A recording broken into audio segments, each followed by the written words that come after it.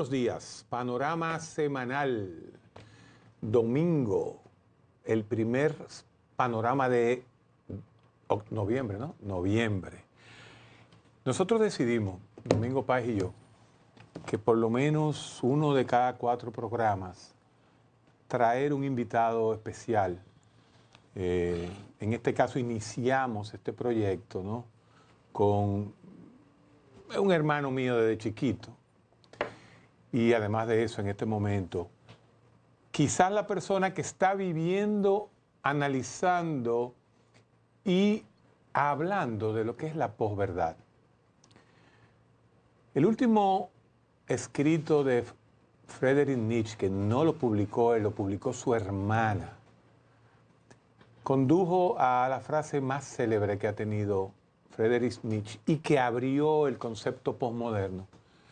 Ya en el año 1903, 1904, unas disertaciones sobre el poder que dijo: no hay hechos, hay interpretaciones. En ese concepto se deriva todo lo que viene de la posmodernidad, los hermenéuticos, los hijos de Heidegger y de todo el mundo, hasta llegar a la famosa frase que comienza, McLuhan lo dijo y no lo decía. Decía, en esta aldea global ya la verdad se va. Baudrillard habla de lo que es la sociedad del espectáculo junto con Giorgio Agamben, ¿verdad?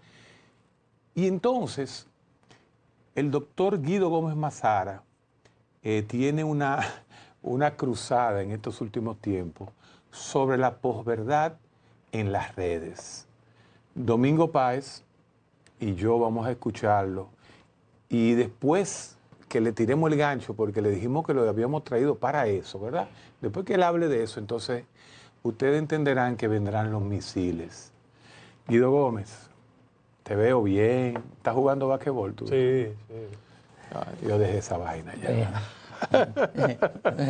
No puedo, las rodillas. No, lo que pasa es que el dinero es muy seductor y cuando entra en competencia con cualquier otra cosa, es casi seguro. Yo creo que antes, Guido, yo creo que frente a lo único que el dinero ha perdido el pleito es frente al amor.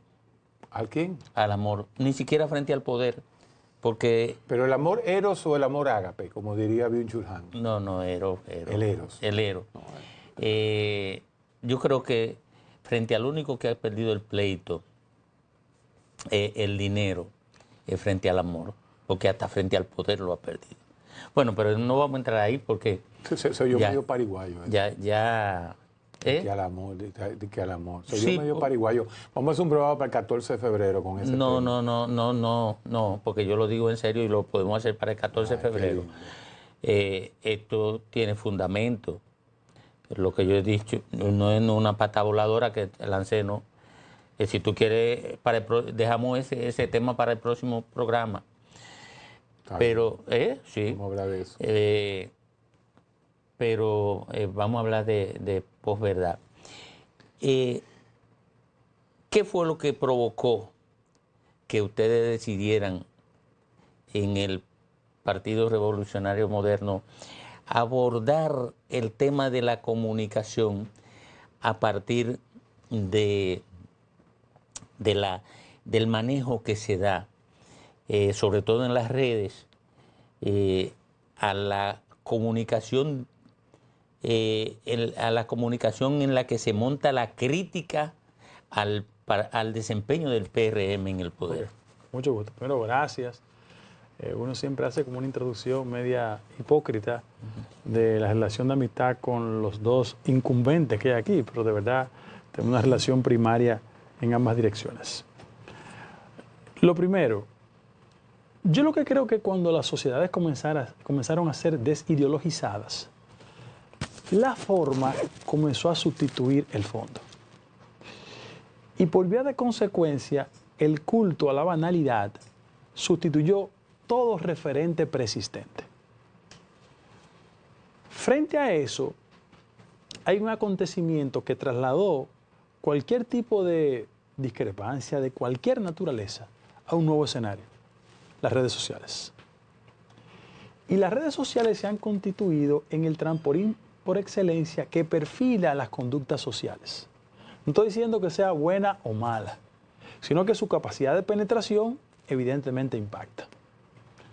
Frente a eso, yo quiero quizás hacer la primera contribución con las estadísticas, porque hay una propensión a discutir los temas sin ningún tipo de fundamentación aritmética. Y hay una frase célebre de que dato mata relato.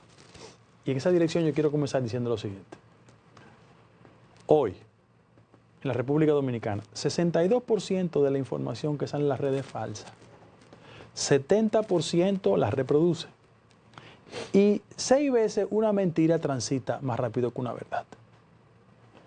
Frente a eso, insisto en los números. En la República Dominicana, 85% de los ciudadanos tienen acceso a la Internet. Eso implica que 10,4 millones de ciudadanos tienen la posibilidad de que el circuito de la mentira de una forma u otra se construya como el relato existencial. Fue Goebbels que dijo hace mucho, no nosotros, de que una mentira repetida 1000 veces se convierte en verdad. Frente a ese acontecimiento, ¿qué está pasando? Y hacemos la siguiente lectura. En sociedades de una escala educativa y formativa reducida, el nivel de penetración de la mentira tiene mucho más impacto que en otras demarcaciones. Nosotros hemos traído 2 figuras importantes del pensamiento de la comunicación. Trajimos a Cebrián primero, una autoridad, Juan Luis Cebrián, donde él explicó lo que ha pasado en toda Europa con el componente de las redes sociales. Y en segundo lugar, trajimos la semana pasada a Ramonet. Y Ramonet desmenuzó con bastante habilidad lo que pasa en las sociedades modernas cuando el orden de las cosas lo establece la capacidad de penetración de las redes sociales. Tuvieron una experiencia de la comunicación. Hace 20 o 30 años el ciudadano consumía el modelo tradicional de información. Compraba el periódico, ¿no, verdad? Escuchaba la emisora. Esperaba la noticia. Correctamente. Porque la dinámica de la sociedad tenía un ritmo. Ahora, a tiro de un clic, una persona que está en Groenlandia coloca una información en las redes y eso transita en el mundo. Frente a eso, los políticos, no hago exclusión, los políticos, hemos desarrollado un ejercicio de aprovechamiento vil del uso de las redes sociales.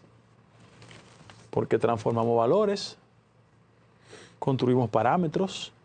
Fíjate una cosa, el modelo de referencia social hace 20, 30 o 40 años era la dedicación al estudio, la preparación, la formación, la conducta propia. Ahora, en una escala, y tenemos el psiquiatra, de valores invertidos, en la sociedad, lo que importa es la acumulación. Posterga las reglas o los procedimientos para la consecución del objetivo. En la acumulación. Sí. Entonces, frente a eso, tú tienes un ritmo rapidísimo y una sociedad que va en modo invertido. En el caso específico de la política, ¿qué hemos hecho los políticos, salvo reconocidas excepciones? Que hemos construido lo que muchos de ustedes llaman la narrativa. La narrativa no es otra cosa que no sea la estructuración de una verdad acomodada en función de un interés. Y por eso el factor de manipulación es muy interesante. La gente cree que solo en la política. Hay un precedente que yo siempre lo refiero a la gente, que se llama Target. Target es una compañía en Estados Unidos establecida, ultra popular, de compras a gran escala. Tumbó a Walmart. Correctamente. Y ellos tienen un proceso en el Tribunal Constitucional porque determinaron cómo ellos, a las personas entre 21 y 29 años, comenzaban a mandarle a través de la data información retorcida respecto a las mujeres, Pampers, compotas. Y ellos comenzaron a sospechar de que cómo era posible que esa información le llegara si no estaban embarazadas.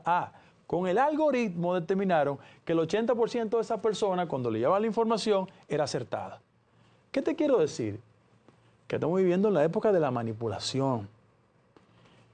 Y frente a eso, evidentemente yo presido un órgano que tiene como objetivo ser el regulador de las políticas de telecomunicaciones, pero fundamentalmente contribuir a una toma de conciencia sobre un fenómeno que se ha desbordado.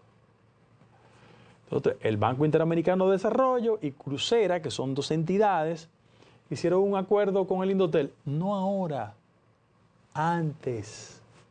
Pero yo creo que en el principio la continuidad del Estado, comenzaron a implementarla con nosotros. Y determinaron, bajo un concepto que se llama alfabetización digital, construir toda una conciencia ciudadana alrededor de la información que camina en las redes. Y hacíamos mediciones. Yo te doy dos ejemplos muy importantes. El primero, en el marco del Melissa, recientemente, nosotros determinamos que el 67% de la información que se subió era falsa. ¿Qué hacían? Buscaban una imagen de un tercer país, ¿verdad? Sí, sí. Y la colocaban en el marco de las lluvias. Tú puedes decir, bueno, eso obedece a una agitación innecesaria. No, se le hace un uso coyuntural y político de eso. Repito, todos los partidos. Todos. ¿Por qué? Porque después que un fenómeno que se llamó la primavera árabe transformó los gobiernos, ¿verdad? La gente entendió que las redes sociales no solo tenían capacidad de penetración, sino de establecimiento de un orden de carácter político. Hace solo 5 o 6 años, cuando Trump perdió las elecciones de Biden, esgrimió como argumento de una conspiración rusa que terminaba utilizando las redes sociales. Entonces, frente a eso, hace 30 años se determinó que la Internet era una especie de cuarta revolución industrial. Pero yo creo que uno de los grandes problemas que tiene las redes sociales en la actualidad es la incapacidad de controlar las consecuencias que se derivan de eso. Pero ustedes tienen un elemento que determina, digamos, el objetivo que ustedes persigan con esto. Si es defenderse como Estado, como gobierno, defenderse del daño que pudiera generarle esa manipulación, o de alguna manera evitar que en la lucha por mantener el poder, por retener el poder, ustedes puedan ser exitosos. Tienen que decidirse por una de las dos. O utilizan eso para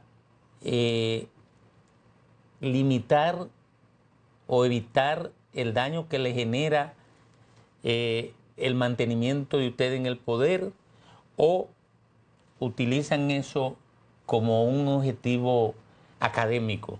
No, vamos por parte. Mira, desde el punto de vista del órgano, lo que nosotros estamos diciendo es que hay una legislación obsoleta que necesita ser adecuada. Y nosotros procuramos un técnico, el doctor Liscano, que es un colombiano, consultor de UIT por muchos años, a José Luis Taveras, Angélica Novoa y Nacer Perdomo, para decir, miren, aquí hay un instrumento que es obsoleto, aquí hay una velocidad de acontecimiento que no ha desbordado, establezcan un marco legal. En principio ustedes abordarán el tema por la vía legal. Claro, 1. 2. Yo pienso que sí, eso es importante. Como un componente que es atractivo, fundamental, de ruptura, que es una especie de vehículo de transformación en el siglo XXI, que son las redes sociales, tiene que estar orientada en la mejor dirección posible. Que los terceros la usen como entiendan, pero que existe una política oficial, no de restringir derechos a nadie, sino de contraponer la cultura de la mentira contra la verdad. ¿Por qué? Porque hay elementos fundamentales del mundo tecnológico que sí son importantes. Si yo te digo a ti, ciberseguridad, ahí vuelvo a las estadísticas, en el mundo, cada 39 segundos hay un ciberataque. Y si yo me detengo aquí a conversar con ustedes hoy, yo le puedo dar 500 calificativos de cómo el ciudadano se ve afectado en el día a día por un aspecto de ciberseguridad. Hoy, ¿cuántas tarjetas te falsifican? ¿Cuántas veces te clonan? ¿Cuántos fraudes? Aquí hay un concepto que se llama ciberdelincuencia. Sí, sí. Construido. Primer lugar. Segundo lugar. Tiene hasta nombre, chipero. Correcto. Pero Es el chipero. Pero él lo está diciendo tangencialmente así. pero es un mecanismo de movilidad económica en los sectores marginados de la sociedad dominicana. Sí, sí, claro que sí. Con una revolución. Con un impacto tan terrible que hay gente que ha sido extraditada a Estados Unidos por esa práctica. O sea, no estamos hablando de un relajo. Segundo lugar, y la frase que yo más recuerdo, era Bolívar que decía, él le escribió una carta, un general carabeño, apellido, que era el alcalde de Caracas, y dijo, el talento sin probidad es un azote. Mira, la inteligencia artificial, yo creo que es un recurso válido, necesario, fundamental. Hacia el año 2030 va a representar 3.5 del PIB mundial. Sin embargo, como no existe una legislación que mínimamente conduzca las prácticas de inteligencia artificial, tenemos un problema. Sí, sí, ya eso en los centros de poder mundial, ya eso se está abordando, incluso con las empresas, las grandes empresas tecnológicas. Lo único que el escenario es Estados Unidos, todavía incluso ni siquiera en Europa, eso es discusión. Pero con todo eso que tú explicas, ha venido también la anulación del pensamiento crítico. Ah, claro. Y yo te pregunto, con una nulidad a nivel que tiene el pensamiento crítico ahora mismo, ¿habría posibilidad de que sea exitosa o exitoso ese propósito de ustedes de combatir desde el Estado la capacidad de manipulación del mensaje que adquiere el ciudadano a partir del dominio de las redes? Vamos a coger una pausa. Okay. Posmodernismo, populismo, más redes sociales, posverdad como una estructura real en este momento, en el 2025. Después de esta pausa, seguimos. Ido Gómez, un niño con una tablet, que aunque sea niño y se gradúe de la escuela con 18 años, va a tener un quinto de primaria. Y un profesor que también se graduó con un quinto de primaria. Definitivamente, y decíamos nosotros hace muchos años, antes de que subiera el libro Tecnofeudalismo, no sé si tú te acuerdas, que yo decía, el dominicano vive en un estado feudal con un iPhone. Entonces, justamente, eso es lo que tú estás viviendo. Tú acabas de decir que hay 8.5 dominicanos que tienen acceso al Internet. ¿Y qué diablo buscan en el Internet? ¿Qué es lo que hacen con ese dato de la Internet, con esa data que le llega? ¿Existe algún programa o algo a través de lo que ustedes están haciendo ahora para mejorar esto? Porque al final caemos en educación otra vez, en el cliché de educación. Yo creo que la principal respuesta a todos estos elementos que hemos colocado sobre la mesa es educación, educación, educación, educación y más educación. Por ejemplo, Domingo dice el pensamiento crítico. Mira cuál es el problema. La velocidad de un clic y la capacidad de acceder a información que en la generación de nosotros tenía un componente enciclopédico, porque había todo un ritual de ir a la biblioteca, buscar el libro. La Quile, la Balsa y la misma, todo el mundo. Eso ha provocado un culto a lo que yo llamo la holgazanería intelectual. Esta generación tiene mayor acceso a la información, pero tiene menos base cultural. Y de arrancar eso es un problema. Ahora, ¿nos quedamos en la crítica? No. Yo creo que la sociedad tiene que ir generando esa profundización de una conciencia crítica. Cuando Héctor Eduardo dice, bueno, yo te presento un cuadro con estas características, tenemos tablet, pero no tenemos los maestros que en definitiva tienen que ser la herramienta que transforma y traduce el conocimiento. Voy a Juan Bosch. Es una arritmia que hay. La sociedad dominicana ha sido arrítmica, porque hay momentos donde las políticas públicas no han sido asumidas con el nivel de racionalidad y él lo traduce en un hecho. En este país tenemos, en este país tenemos 25 años invirtiendo recursos en darle iPad y computadora a los estudiantes, más no bien formando a los maestros. Exacto. Entonces, ese es un problema de arrancada. Por ejemplo, nosotros hicimos un esfuerzo de conectividad. Miren, primero, la alfabetización digital es una expresión de colocar al ciudadano en el siglo XXI. Que no tiene destreza digital es un analfabeto en el siglo XXI. ¿Qué hicimos nosotros? Nosotros desarrollamos un programa que se llama Conectividad Significativa. Eso implica darle... ¿Cómo concluyó eso? Porque... Muy bien, muy bien. Nosotros, por ejemplo, lo doy como ejemplo. Eso es un modelo que se implementó en Chile, en Brasil y en República Dominicana, por la efectividad que tuvimos. O sea, ¿cuál es el problema ahora de la conectividad? Que la sociedad no solo hay que conectarla, sino que hay que conectarla significativamente. ¿Qué significa eso? Darle un carácter productivo a esa conectividad. Doy dos ejemplos. El muchacho de Miche, ¿verdad? Que tiene un primo en New Jersey, pero va a la escuela de Miche. ¿Cuál es el problema? Que si el primo de New Jersey le mandó el iPad, pero la escuela no está conectada, él no hace un uso productivo de eso. Primer ejemplo. Segundo ejemplo.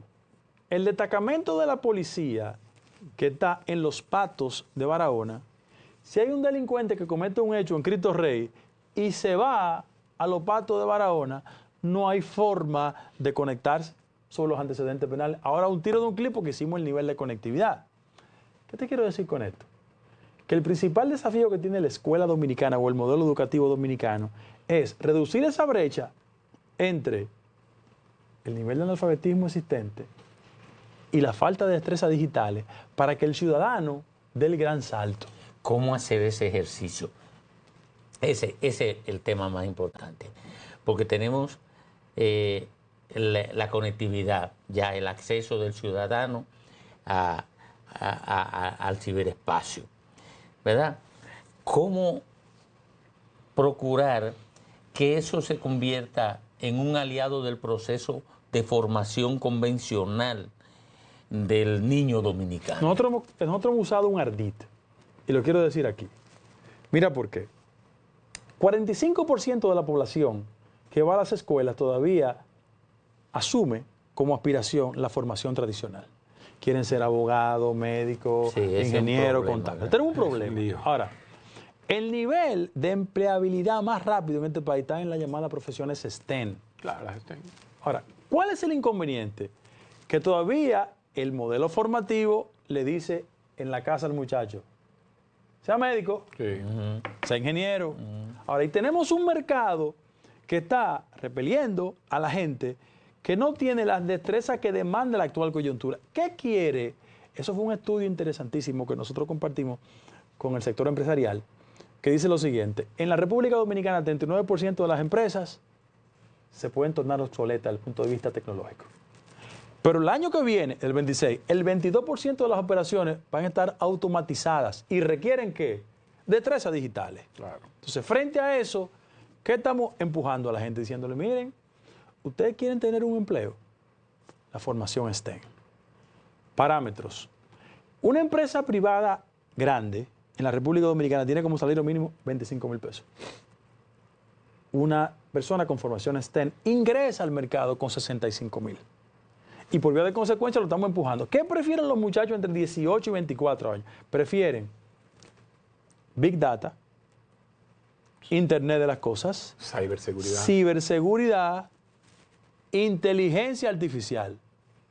Eso es lo que prefieren los muchachos. Mira, imagínate, Guido está hablando en esta media isla, no tercermundista, pero el fenómeno de Murguet, ese neuropsicólogo francés, que planteó y revirtió lo que se conocía como el efecto Flynn, que era el efecto del neozelandés, que decía que cada 10 años las generaciones aumentaban su IQ y su nivel de formación, paró de golpe y porrazo en el 2012.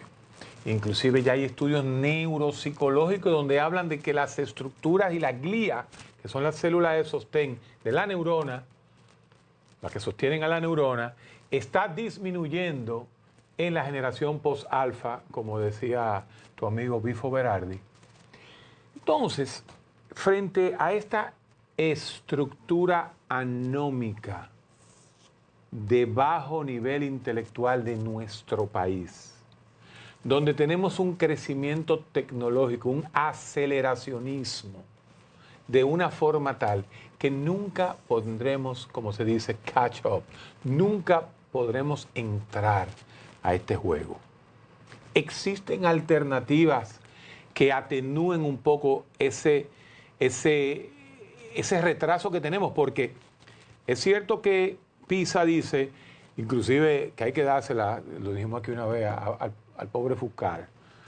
Sí. Nosotros crecemos un poquito. Sí, pero ¿qué hago yo creciendo 1 pulgada cuando Singapur, Corea, China, Japón y la India crecen 10 pulgadas? Aunque nosotros crecemos, es un crecimiento relativo porque nos estamos retardando 9 pasos frente a la realidad real. Entonces, ¿en qué podemos entrenar nosotros a nuestros muchachos cuando salgan a los 17 años? Infotep tiene que hacer un trabajo más importante que la UAS. Sí. Porque mientras la UAS no cierre la Escuela de Medicina por 3 años y no cierre la Facultad de Derecho por 10 años y no cierre la Facultad de Ingeniería y se vaya al área STEM, como tú bien dices, la Facultad de Matemáticas de la UAS tiene 11 estudiantes. Creo que esa era la fecha que tenía. Y no vamos a hablar de física, ni vamos a hablar de química. Entonces, ¿cómo tú sientes? ¿Qué se puede hacer? ¿Qué granito de arena tú puedes dejar ahí en el Indotel con respecto a estos muchachos que nunca van a llegar a un bachillerato completo? Ok, lo primero es diseminar un programa de becas en todo el territorio nacional. Desde nuestra llegada hasta la fecha, nosotros hemos distribuido 130,000 becas. ¿Por qué? Porque un muchacho de los sectores excluidos socialmente, que tiene las dificultades de lo que venimos de abajo, prioriza el carácter productivo. Y hay que generarle una herramienta productiva tecnológica que impida que la seducción lo lleve a las carreras profesionales, siendo un ente que resuelve el problema de la familia, pero que tecnológicamente tenga las actitudes para producir los recursos indispensables.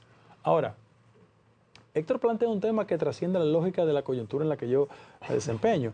Yo estoy diciendo lo siguiente, aquí hay una clase política, y hablo desde la perspectiva de una conciencia crítica, que nunca se ha reunido para definir cuál es el país en los próximos 15 o 20 años. Sí, ¿cuál es el país que yo aspiro? ¿Cuál es el país que nosotros queremos? Olvídense de la militancia partidaria ahora. Sí. Vamos a definir el proyecto de país sobre temas fundamentales. El tecnológico, el de la inclusión social, y yo pongo un componente, el de la migración.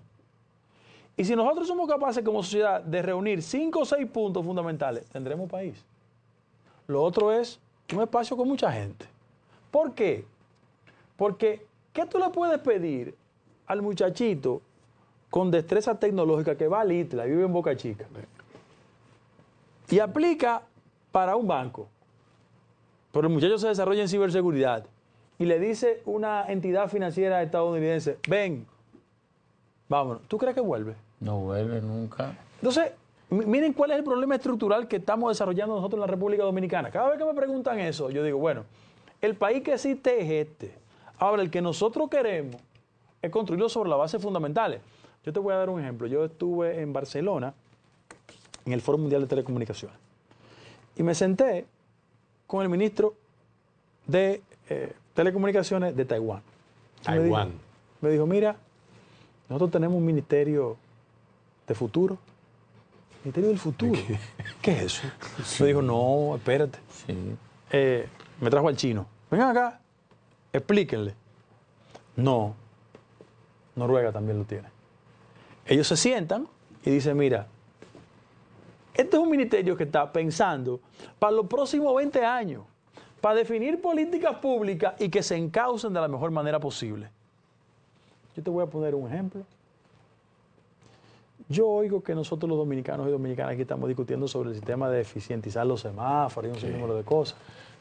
Pero mira, eso debió pensarse hace 15 o 20 años. Sí, hace 30 años. Porque los infartos, las manifestaciones indecorosas, verbalmente hablando, que tú sufres en cada intersección, es motivo de una tragedia nacional. Claro, claro. No, pero el tema de los accidentes de tránsito, solamente eso convoca a la estructuración de una política para prevención de los accidentes de tránsito, porque eso es una epidemia. Yo no sé, hay números que tiran de lo que pudiera gastarse en el sistema de salud, atendiendo solamente el tema de accidentes de tránsito, que por cierto es más costoso de todas las atenciones que se ofrecen, porque El trauma es lo que más gasto. porque hay trauma. Entonces, solamente eso convoca a la estructuración de una política. Ahora bien, ¿Te puedo presentar un incidente, como dicen los abogados? Sí. Yo tengo un planteamiento. Yo lo he socializado con el presidente. Socializado. Yo creo que la mayoría de receptores de los programas sociales tienen que ingresar a un curso de entrenamiento tecnológico. Buen punto. sí, Yo creo que tengo que hacerlo. sí, ¿Eh? sí. O sea, usted tiene un programa social, beneficiario, no hay problema, no hay inconveniente con eso. Ahora, venga, ¿usted puede adquirir conocimientos técnicos a la vuelta de año y medio en una profesión STEM? Sí. ¿Usted quiere ser un técnico en Big Data? Venga. Venga. 3 días a la semana y asista a esto. Y lo validamos. ¿Usted quiere mantener? Y con esa destreza, no, sale al mercado. Sí, no. Ahora, que nos concentremos en esas áreas, en eso. Y tú le dices a los muchachos, miren, ¿cuántos beneficiarios de programas sociales hay en este país? 1,4 millones. Ok, vamos a determinar quiénes están entre 19 y 24 años.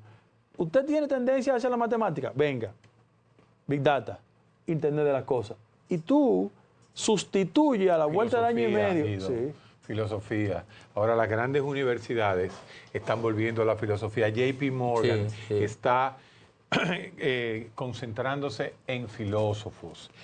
Pero mira, ya dice de Murguía el efecto Flynn, que la gente aprende. Hemos aprendido tanto en estos 2 capítulos que se acabó la filosofía, se acabó la técnica. Domingo, vamos a entrar al chisme. Tú sabes que siempre el último El capítulo chisme. tiene que ver el chisme. Ay, yo creía que Después de íbamos esta pausa, íbamos a quedarnos yo voy. serios. No, tú eres loco. Un programa entero de seriedad no se puede. Después de esta pausa, vamos al mambo.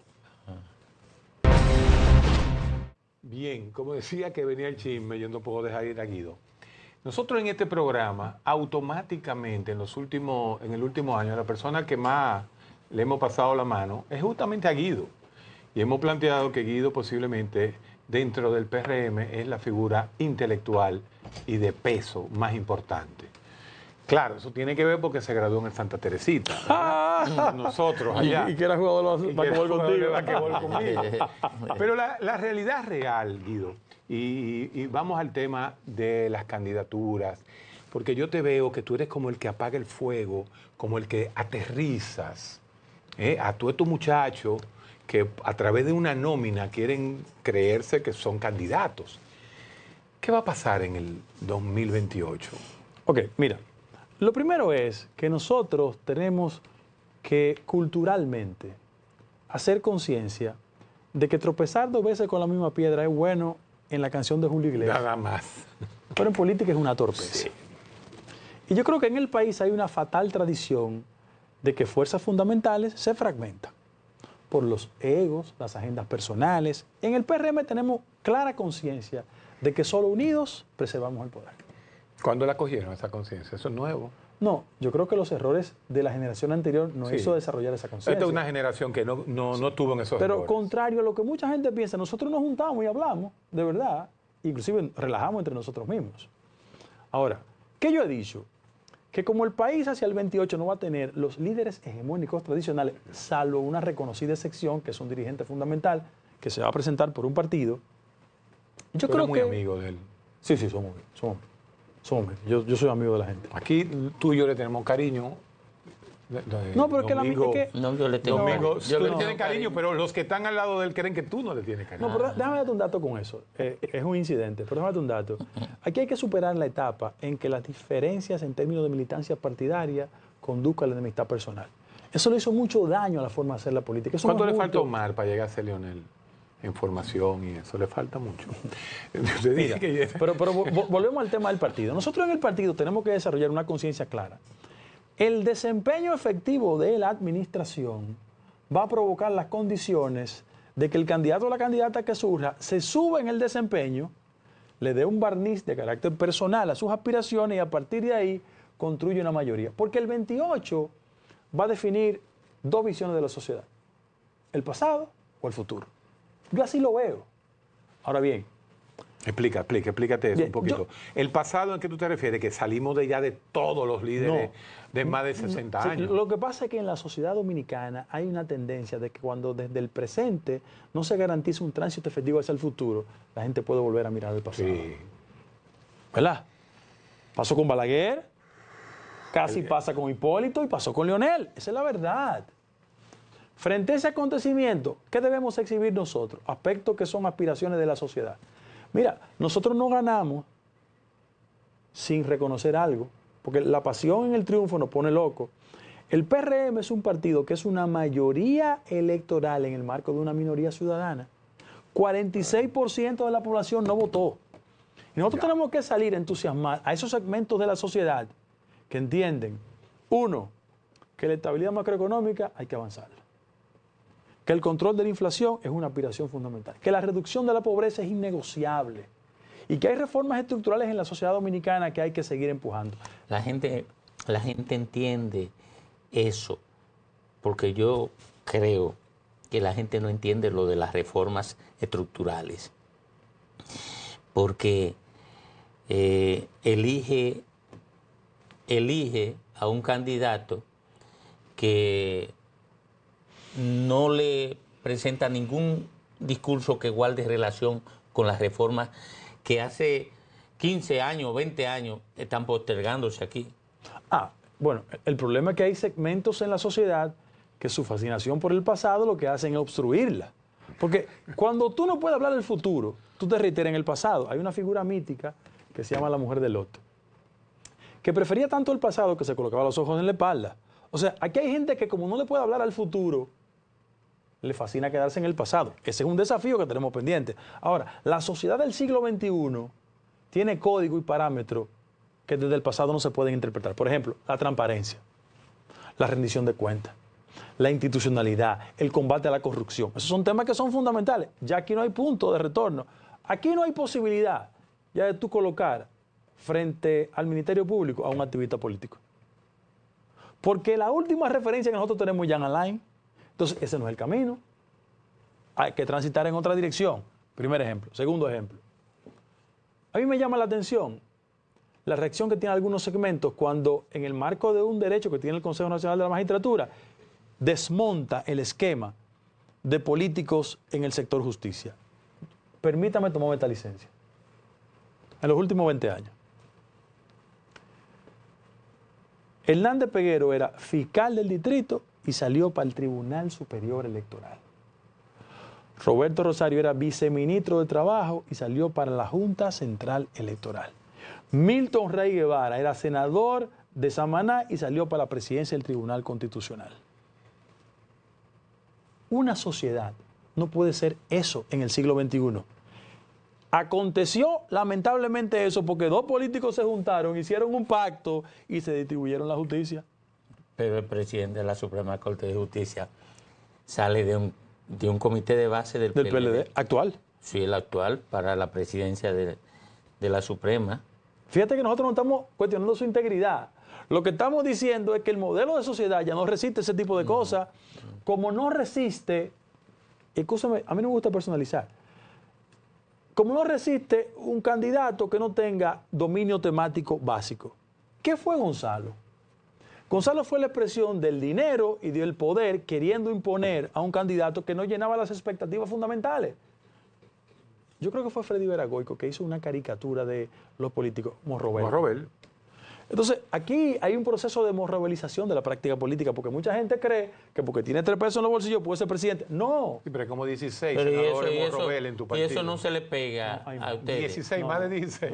Deben haber como 17 Morrobeles. Sí, y no se le pega a ustedes porque mucha gente que ni siquiera puede presentar credencial de haber sido regidor, están aspirando a la candidatura presidencial. Por un factor, la distorsión de la práctica política en el país, donde la fuerza del dinero ha sustituido cualquier valor. Y la posverdad, la vuelta a la ausencia de pensamiento crítico, la vuelta al dinero, que es la base de todo el clientelismo, Yo creo que fue en el 96 que se abrió la gatera del clientelismo.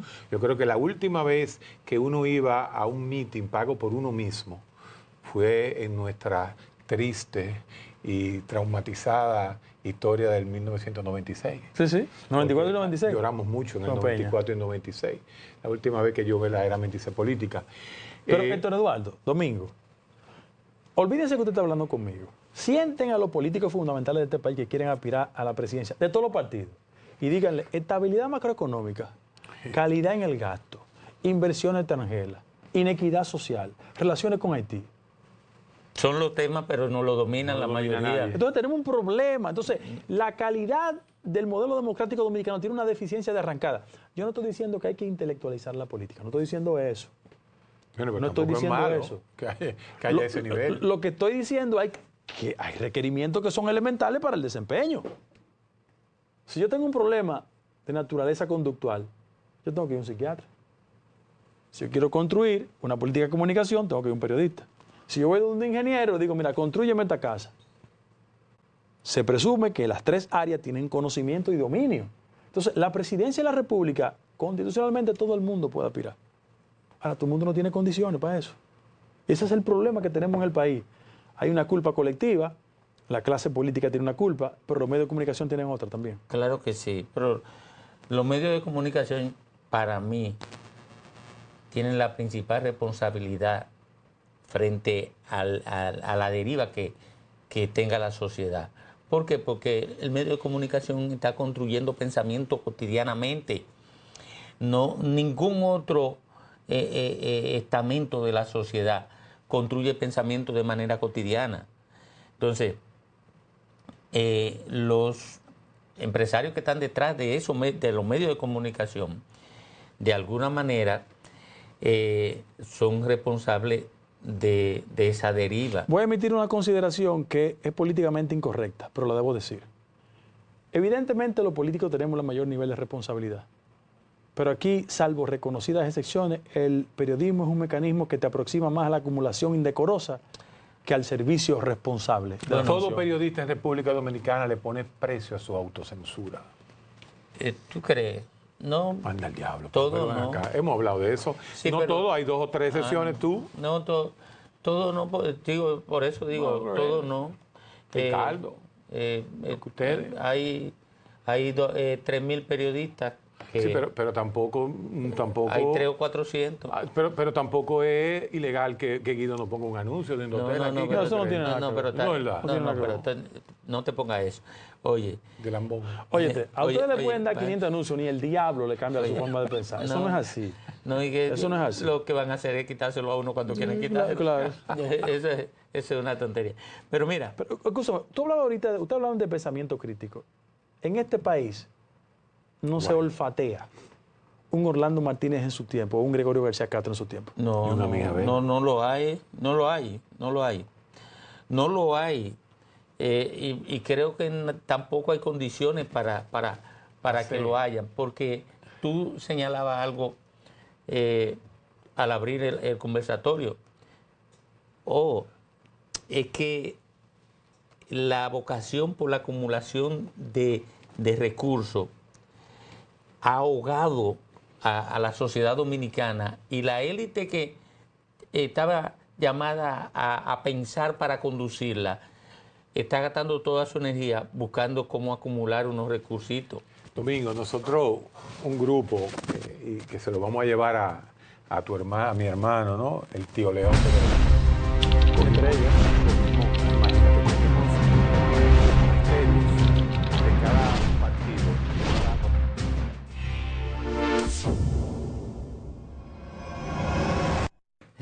No fuimos. Se fue el tiempo. Diablo, voló el programa.